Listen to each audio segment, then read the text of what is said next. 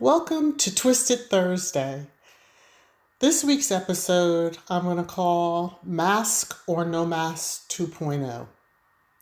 I know last week I asked a question, why so much hostility and debate about whether one should be wearing a mask or not. In this episode, I wanted to discuss the mask or no mask topic from a different angle. So I hope you'll bear with me. So several months ago, I got the chance to watch the movie 5 Feet Apart. If you have not watched it and like love stories with a split happy ending, definitely check it out. I think you would enjoy it too.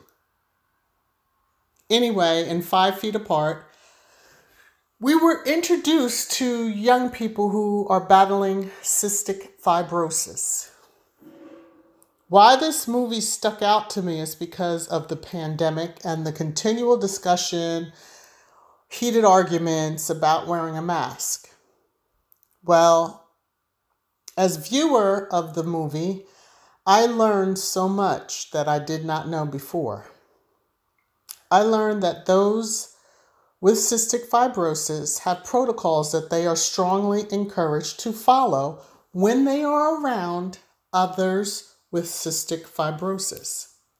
Those protocols are to wear a mask around each other, wear gloves if possible, keep sanitizer handy, and wait for it, maintain 6 feet of distance between themselves. When I heard this in the movie, I was like, oh my God, wait a minute. We're living that. Yes, doesn't that sound very familiar? It is startling in a way, or at least it startled me when I realized, masks are not something new. 6 feet distance isn't anything new. So what is the problem?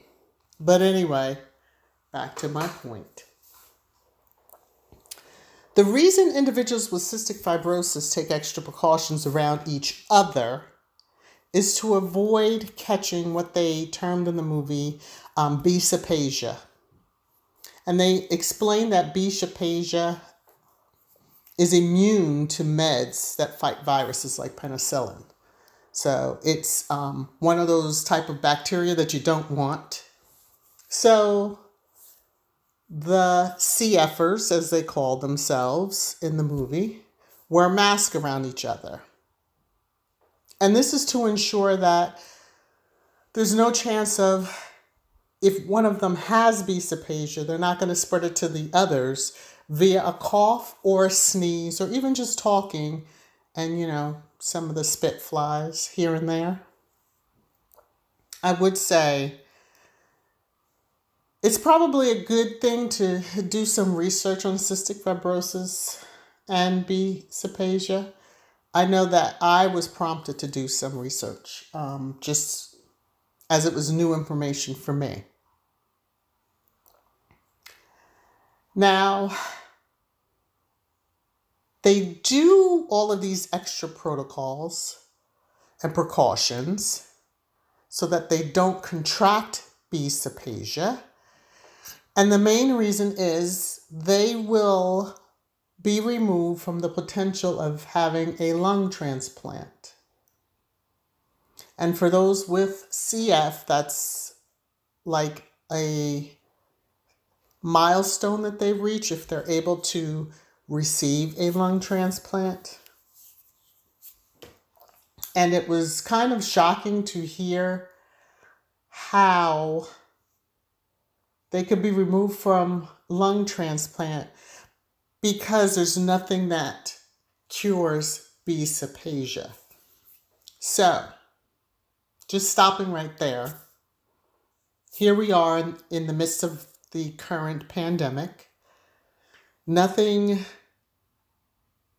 seems to really be slowing the virus down as it and its cousins seem to keep coming back around.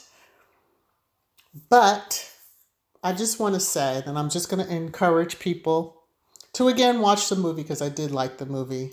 Um, I'm a wuss and I was crying at the end, but it's just one of those type of movies. But anyway, I'm sure my point hopefully has been made or clarified.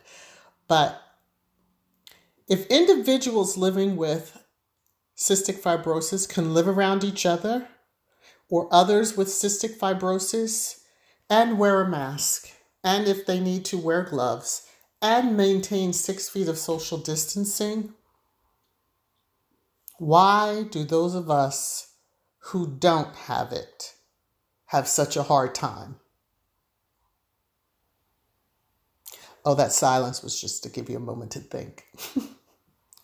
Anyway, we hear so much about individuals who have compromised immune systems being vulnerable, but many don't realize or know that there are many in society who have been practicing social distancing all of their life in a sense. Social distancing, as I said before, is nothing new. Wearing masks is not new. Gloves, if needed, or using hand sanitizers. None of these protocols are new. So again, I ask, why all the debate? Leave your thoughts in the comments section. Thank you for watching, and I look forward to another friendly conversation on this topic, mask or no mask. Bye, everyone.